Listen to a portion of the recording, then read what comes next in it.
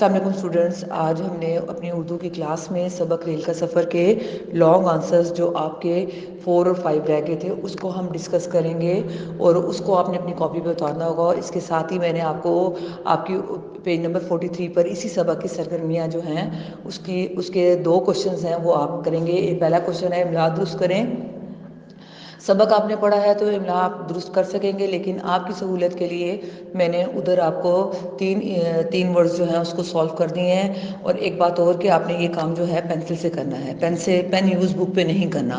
اور اس کے بعد نیچے ہے چوز دا بیسٹ آنسر، یعنی صحیح جواب پر آپ نے ٹک کا نشان لگانا ہے.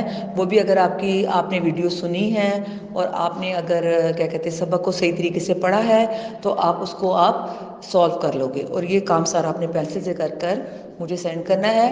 اور اس کے ساتھ ہی الف جو آپ کے مشق کا جو الف کوشچن ہے جس میں الفاظ کے معنی ہیں وہ میں کروا چکی ہوں. اس کا بے کوشچن ہے جس میں آپ نے الفاظ اور محاورات کے جملوں میں استعمال کرنا ہے، وہ بھی میں ویڈیو میں آپ کو ایکسپلین کر دیا ہے.